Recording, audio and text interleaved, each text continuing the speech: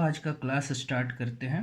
पिछले क्लास में हम लोग सप्लीमेंट्री एंगल, कॉम्प्लीमेंट्री एंगल ये सब देखे थे। अब आगे हम लोग पैरेलल लाइंस देखेंगे कि पैरेलल लाइंस क्या होता है। पैरेलल लाइंस जो होते हैं वो दो ऐसे लाइन होते हैं जिनके बीच का जो डिस्टेंस होता है वो हमेशा सेम रहता है। इनके बीच का जो डिस्टेंस होता है वो हमेशा हर जगह पे सेम होता है और ये कभी भी आपस में नहीं मिलते हैं और एक दूसरे को कहीं पे भी नहीं काटते। ये इनफाइनाइट चले जाते हैं एक दूसरे से सेम डिस्टेंस पे रहते हुए।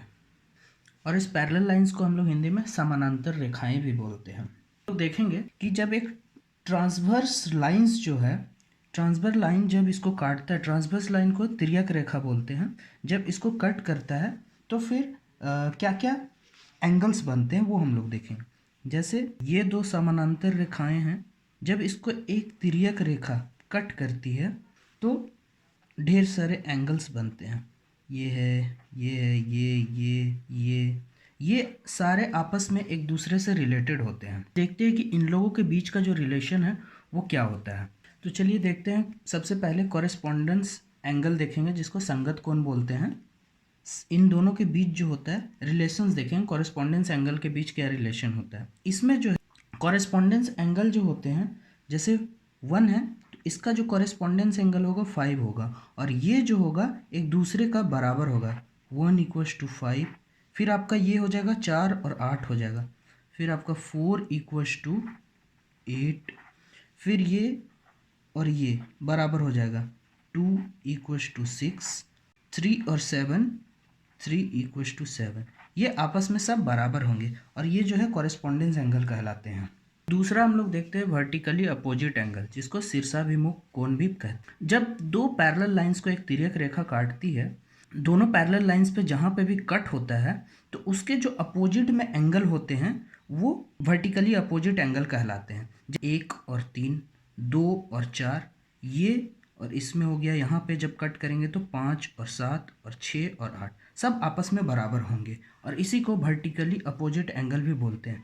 जैसे 1 जो होगा वो 3 के बराबर होगा, 2 जो होगा वो 4 के बराबर होगा, जो होगा वो 7 के बराबर होगा और 6 जो होगा वो 8 के बराबर होगा।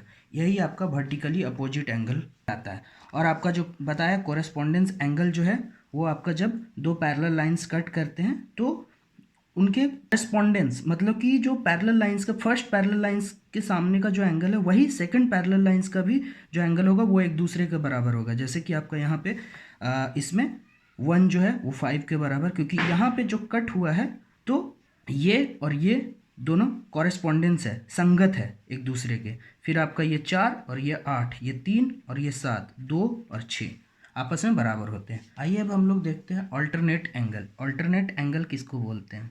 तो जब दो पैरेलल लाइंस को एक ट्रांसवर्स लाइंस जब कट करता है तो पैरेलल लाइंस, जो दोनों पैरेलल लाइंस के बीच जो है, तो दोनों पैरेलल लाइंस का जो अल्टरनेट में जो एंगल बनता है, जैसे यहाँ पे 3 और 5 हो गया और 4 और 6 हो गया, ये दोनों अल्टरनेट एंगल, इसी को एकांतर कोण कर। 1 और 7 और 2 और 8 ये भी जो है अल्टरनेट एंगल ही कहलाता है। बट इसमें एक होता है इंटरनल अल्टरनेट एंगल और एक होता है एक्सटर्नल अल्टरनेट एंगल। जो ये है गया अंदर का जो ये कोण है इसको इंटरनल एंगल बोलते हैं, इंटरनल अल्टरनेट एंगल। इसमें आपका हो गया 3 जो है वो 5 के बराबर, 4 जो है वो 6 के बराबर होगा।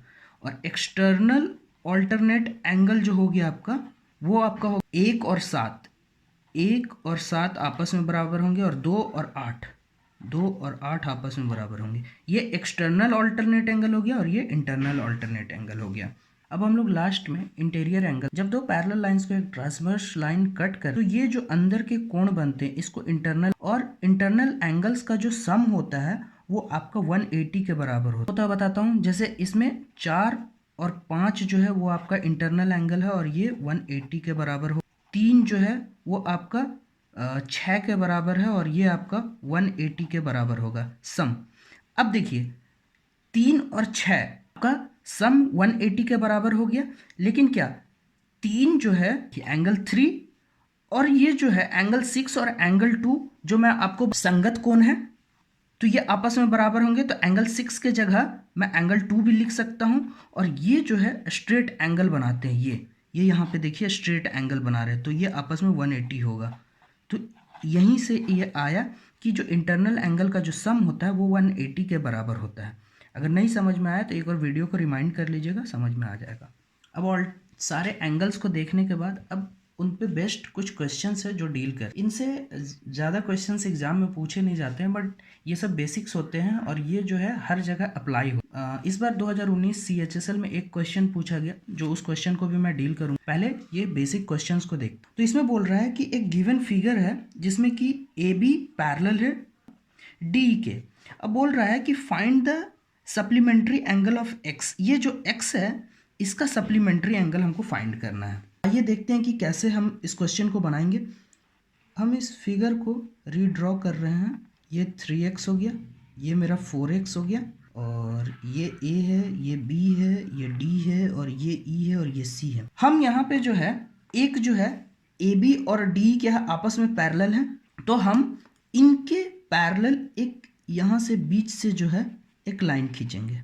अब देखिए मैं आपको पढ़ाया था कि ये और ये आपस में बराबर होते हैं जब दो पैरेलल लाइंस को एक लाइन जब कट करती है, तो ये जो होते हैं अल्टरनेट एंगल होते हैं और ये आपस में बराबर होते हैं। तो यहाँ से आपका ये 3x होगा तो ये भी 3x हो जाएगा, और ये टोटल मेरा जो है ये पूरा जो है 5x दिया हुआ है, तो आपका जब ये 3x होगा तो ये 2x हो जाएगा।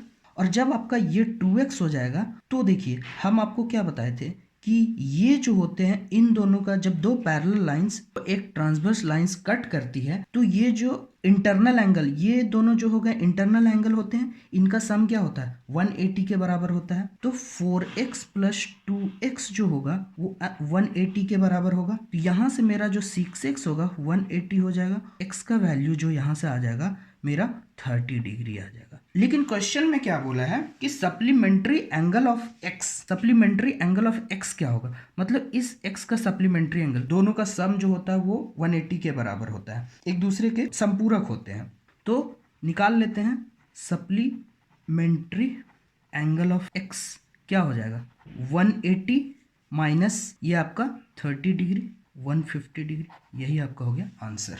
आइए इस क्वेश्चंस को देखते हैं क्या बोलता है ये क्वेश्चन। कि in the given figure PQ जो है वो ST के पैरेलल है, और ये एंगल मेरा PQR दिया हुआ है और RST एंगल दिया हुआ है। हमको जो निकालना है वो निकालना है ये एंगल QRS। तो आइए देखते हैं कैसे बनाया जाए। S ये T हो गया, ये मेरा 130 दिया हुआ है, ये मेरा 110 डिग्री है। आइए तो इसको देखते हैं कैसे बनाते हैं। हम क्या करेंगे, ये मेरा जो PQ है ST के पैरेलल दिया हुआ है, इसको हम थोड़ा आगे एक्सटेंड कर लेंगे। अब देखिए मैं आपको पढ़ाया था कि ये एक स्ट्रेट लाइन है, तो ये जो है पूरा स्ट्रेट एंगल होता है जो 180 के बराबर होता है। तो अगर ये एंगल मेरा 110 दिया हुआ है तो ये मेरा कितना हो जाएगा 180 माइनस 110 70 डिग्री हो जाएगा। उसके बाद ये जो है मेरा 130, अभी मैं पढ़ाया कि जब दो पैरेलल लाइंस को एक ट्रांसवर्स लाइंस जब कट करती है तो इसके जो इंटरनल एंगल होते हैं ये दोनों क्या होता है इंटीरियर एंगल हो गए।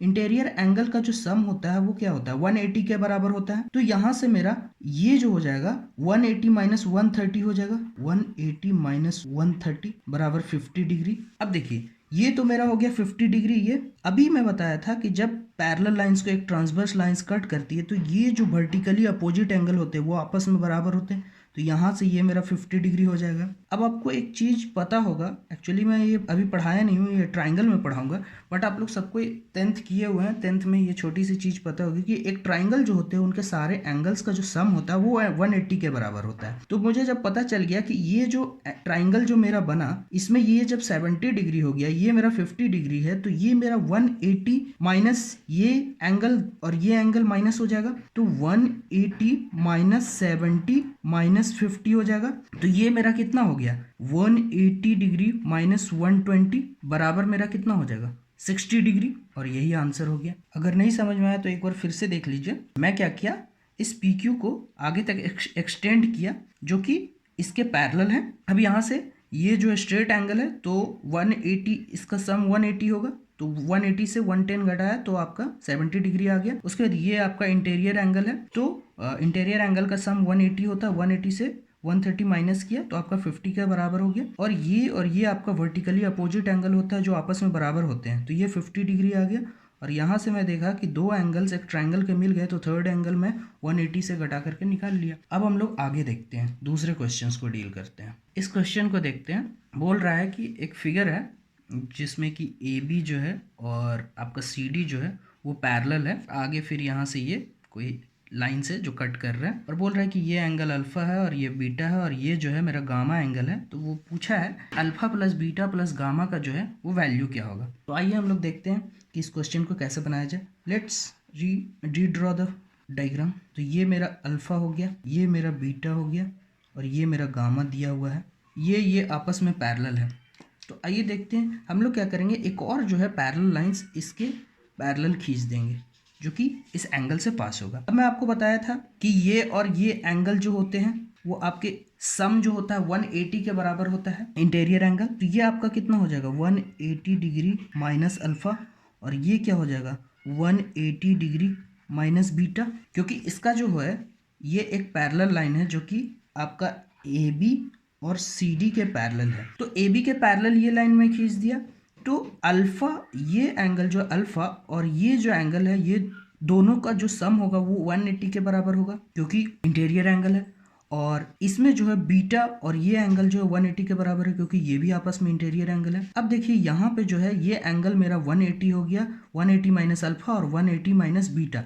ये जो टोटल एंगल अगर हम देखें तो ये मेरा क्या हो जाएगा 180 minus alpha plus 180 minus beta. तो ये मेरा कितना हो गया 360 माइनस अल्फा माइनस बीटा। और ये जो है पूरा आप देखिएगा तो वर्टिकली अपोजिट एंगल है। हम लोग कल ही पढ़े थे कि जब दो लाइन एक दूसरे को कट करते हैं तो इनका आमने सामने का कोण जो है वो बराबर होते हैं। तो ये आपका क्या हो जाएगा गामा के बराबर हो जाएगा। ये जो हो जाएगा 360 माइनस अल्फा माइनस बीटा बराबर क्या हो जाएगा गामा। अब जब इसको इधर ले जाएंगे तो alpha plus beta plus gamma बराबर 360 डिग्री।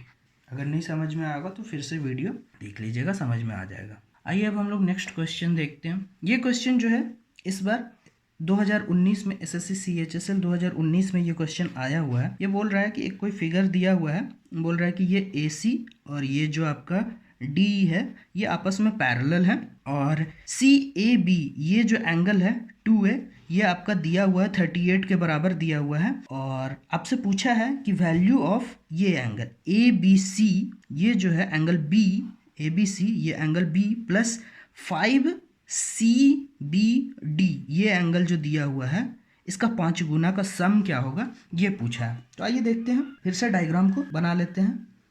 ये मेरा दिया हुआ है 2A, ये मेरा दिया हुआ है B, ये मेरा दिया हुआ A, ये ACBED ये और ये आपस में पैरेलल है। कि जब दो लाइन आपस में पैरेलल होते हैं और इन्हें एक रेखा जब कट करती है तो इनका जो ऑल्टरनेट एंगल होते हैं ये और ये आपस में ऑल्टरनेट बनेंगे और ये जो होते हैं बराबर होते हैं। तो ये 2A हो जाएगा यहाँ से। अब आप देखिए स्ट्रेट एंगल है ये पूरा और स्ट्रेट एंगल 180 के बराबर होता है। दैट मीन्स कि 2A plus B plus A बराबर जो हो जाएगा 180 हो जाएगा। अब यहाँ से अगर आप देखिएगा तो B प्लस 3A जो है 180 के बराबर है। अगर आप थोड़ा सा भी दिमाग लगाएं तो आप तुरंत जो है आंसर 218 मार देंगे क्योंकि 2A जो दिया हुआ है मेरा 38, 2A जो है वो मेरा 38 डिग्री के बराबर दिया हुआ है। क्यों? क्योंकि इसमें दिया हुआ है CAB और CAB ही 2A है। तो यहाँ से A जो है वो मेरा आपका कितना है 38 डिग्री हो जाएगा और A निकालने की ज़रूरत भी नहीं है, हमें B प्लस 5A मांगा है। तो B प्लस 5A बराबर क्या हो जाएगा 180 प्लस 38 डिग्री। क्यों? क्योंकि 3A और 2A दिया ही हुआ है। तो यहाँ से डायरेक्ट आपका आ जाएगा 218 डिग्री और यही आपका आंसर है। अब नेक्स्ट क्वेश्चन हम लोग देखते हैं। बोल रहा है कि एक क्वेश्चन है कि जो गिवन फिगर है इसमें PR ये जो है UV के पैरेलल है, इसके पैरेलल है और ये जो PQ है ये RS के पैरेलल है इसके। और ये जो एंगल है मेरा ये 30 डिग्री दिया हुआ है। ये जो एंगल है ये 30 डिग्री है और ये एंगल 45 डिग्री दिया हुआ है। अब बोल रहा है कि ये जो एंगल है एंगल QPR मान लिया जाए, इस एंगल को थीटा मान लेते हैं, QPR जो है और TUB ये जो एंगल है मान लेते हैं, इसको अल्फा मान लेते हैं। तो इस दोनों का सम पूछा है कि सम क्या होगा इस एंगल का। तो आइए हम लोग कैलकुलेट करते हैं, निकालते हैं इसे। फिर से फिगर को बना लेते हैं। बोल रहा है कि ये जो है इसके ये जो है इसके पैरेलल है, और ये जो QS है ज़रूरी नहीं है कि PR के पैरेलल है, ठीक है। और ये जो है इसके पैरेलल है, ये 90 डिग्री नहीं है, ध्यान रखिएगा। UVPRQS ये मेरा दिया हुआ है 30 डिग्री, ठीक हो गया। ये मेरा दिया हुआ 45 डिग्री। तो हम लोग इसको मान लेते हैं थीटा, इसको मान लेते हैं अल्फा। अब हम लोग क्या करेंगे, इस क्वेश्चन को डील करने के लिए इसको थोड़ा सा एक्सटेंड कर लेंगे और इसको भी थोड़ा एक्सटेंड कर लेंगे, क्योंकि आपस में ये दोनों पैरेलल हैं। अब देखिए कि देखते हैं, देखिए आपको पता होगा कि जो एक्सटीरियर एंगल होता है किसी ट्राइंगल का, उसके जो अंदर के ये जो दोनों एंगल होते हैं इसके सम के बराबर होता है, बट ये इससे ईजिली हो जाएगा। फिर भी ये बन जाएगा, जैसे कि ये जो आपका एंगल है, आपको बताया कि ये आपका 180 के बराबर होता है, स्ट्रेट एंगल है। तो यहाँ पे ये मेरा जो एंगल आ जाएगा ये आपका कितना हो जाएगा 180 माइनस अल्फा, और ये मेरा 45 दिया हुआ है तो यहाँ से निकल जाएगा, क्योंकि ट्राइंगल का जो तीनों एंगल का सम होता है वो आपका 180 के बराबर होता है। तो इसको हम लोग यहीं से कैलकुलेट कर लेते हैं, 180 डिग्री माइनस 45 डिग्री माइनस ये एंगल टोटल हो जाएगा 180 डिग्री, और माइनस माइनस प्लस अल्फा हो जाएगा। तो आपका 180 कट जाएगा, दैट मीन्स कि ये जो आ जाएगा ये एंगल आपका हो जाएगा अल्फा माइनस 45 डिग्री। अब देखिए ये जो है इसके पैरेलल है, ये लाइन इसके पैरेलल है, तो ये जो है ये दोनों बराबर होंगे, कॉरेस्पॉन्डेंस एंगल। तो ये भी आपका जो हो जाएगा अल्फा माइनस 45 डिग्री, और ये जब अल्फा माइनस ये वर्टिकली अपोजिट एंगल है तो ये भी मेरा क्या हो जाएगा अल्फा माइनस 45 डिग्री। अब जब ये दोनों बराबर हैं, अब देखिए ये जो है इसके पैरेलल है, ये इसके पैरेलल है, ये थीटा है, तो ये मेरा क्या है, ये भी कॉरेस्पॉन्डेंस एंगल, तो ये थीटा हो जाएगा। अब देखिए आपका हमसे क्या पूछा, थीटा प्लस अल्फा। मुझे एक ट्राइंगल का तीनों एंगल मिल गया, तो यहाँ से मैं प्रॉपर्टी लगा करके जो ट्राइंगल का तीनों एंगल का जो सम होता है वो 180 के बराबर होता है, तो यहाँ से हम निकाल लेंगे अल्फा प्लस थीटा क्या होगा। तो theta plus alpha minus 45 degree plus 30 degree 180 के बराबर होगा। आपका यहाँ से कितना आ जाएगा अल्फा प्लस थीटा बराबर, ये आपका यहाँ से 45 में से 30 जाएगा तो -15 होगा, और इधर जाकर के -15 जो है वो ऐड हो जाएगा, तो 180 प्लस 15 ये आपका 195 के बराबर आ गया अल्फा प्लस थीटा, और यही आपका आंसर है। आइए अब हम लोग अगला क्वेश्चन देखते हैं। ये क्वेश्चन है, बोल रहा है कि एक गिवन फिगर है जिसमें कि AB पैरेलल CD है, फिर बोलता है कि जो चारों ऑप्शंस हैं इनमें से कौन सा करेक्ट है। तो आइए हम लोग देखते हैं कि इस क्वेश्चन को कैसे सॉल्व करते हैं। तो इससे पहले मैं आपको एक छोटा सा कॉन्सेप्ट बता दूं, एक्चुअली कॉन्सेप्ट नहीं है, वो आप जानते ही हैं, बस बेसिक सी चीज़ है। मैं आपको बताया था कि जब दो पैरेलल लाइन्स हैं, माना B डिग्री और A डिग्री दिया हुआ, और ये कोई डिग्री है, ये कोई एंगल है जिसको C बोल दे, तो C बराबर जो होता है B प्लस A के बराबर होता है। देखिए कैसे, अगर मैं इसके पैरेलल एक ऐसे लाइन खींच दूं तो ये मेरा क्या हो जाएगा, ये तीनों आपस में पैरेलल हो जाएंगे। और मैं बताया था कि ये जो होते हैं ऑल्टरनेट एंगल होते हैं, तो ये B के बराबर होगा और ये जो होगा A के बराबर होगा, तो C बराबर क्या हो जाएगा, यहाँ से A प्लस B होगा। यही सेम चीज़ यहाँ पे लगाना है, सेम चीज़ जो है इस क्वेश्चन में लगाना है। और आइए अब देखते हैं कैसे सॉल्व किया जाए।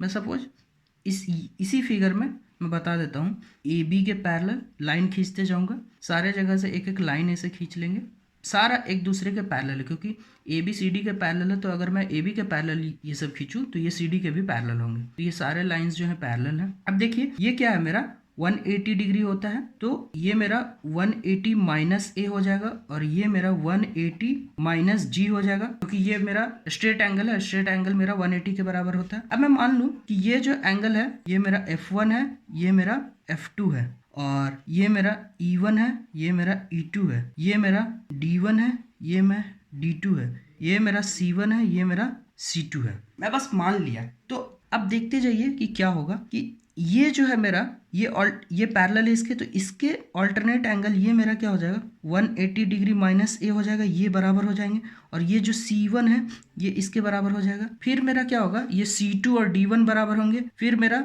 ये D2 और E1 बराबर होंगे, ये मेरा E2 और F1 बराबर होंगे, और ये मेरा F2 और ये 180 माइनस G ये बराबर। तो यहाँ से अगर मैं इक्वेशन लिखूँ, इस फिगर से अगर मैं इक्वेशन लिखूँ तो क्या लिखूँगा, फर्स्ट कि B बराबर मेरा क्या हो जाएगा 180 degree minus A plus C1 होगा B बराबर। उसके बाद मैं दूसरा लिखूं कि D बराबर मेरा क्या हो जाएगा, D बराबर, तो ये D1 C2 के बराबर है, तो C2 प्लस D2 जो है मेरा E1 के बराबर है, E1 के बराबर, ये मेरा दूसरा। और अगर तीसरा मैं लिखूं इक्वेशन तो F के बराबर क्या होगा, ये F1 मेरा E2 के बराबर है, E2 हो जाएगा, और ये F2 जो है वो 180 माइनस जी के बराबर है। तो ये मेरा 3 इक्वेशन हो गया। एक्चुअली मैं इस इक्वेशन को इसलिए लिख रहा हूँ कि हमारे ऑप्शन में जिस टाइप का ऑप्शंस दिया हुआ है, हमारा ऑप्शन जिस टाइप का दिया हुआ है, उसी से हमको पता चल रहा है कि इसमें हमको इस टाइप का रिलेशन निकालने के लिए ये इक्वेशंस लिखना ज़रूरी है। अब हम देखेंगे कि तीनों इक्वेशन को हम बस ऐड करेंगे तो देखते हैं कि क्या रिजल्ट मिलता है। तो अगर ऐड करेंगे इक्वेशन 1 2 3 को, तीनों को ऐड करने पे 1 + 2 + 3 तीनों को ऐड करेंगे तो मेरा क्या हो जाएगा, b + d + f बराबर मेरा हो जाएगा ये 180 degree minus a + c1 + c2 + e1 + e2 + 180 degree minus g। तो ये मेरा क्या हो जाएगा, b + d + f बराबर 180 180 360 के बराबर हो जाएगा। ये मेरा c1 c2 क्या हो जाएगा, c के बराबर हो जाएगा, e1 e2 क्या हो जाएगा, e के बराबर हो जाएगा। और ये मेरा जो हो जाएगा माइनस, अगर हम यहाँ से कॉमन ले लें तो a + g हो जाएगा, ये मेरा बराबर हो जाएगा। जब मैं इसको इधर ले आऊँ तो क्या हो जाएगा, b + d + f + a + g बराबर 360 डिग्री + c + e। और यही हमको चेक करना है कि किस ऑप्शन में दिया हुआ। तो अगर हम देखेंगे इसको, b + d + f + a + g बराबर 360 + c + e, ये मेरा सिर्फ एक ही ऑप्शन में है जो कि फर्स्ट ऑप्शन, और यही आंसर होगा। So thank you.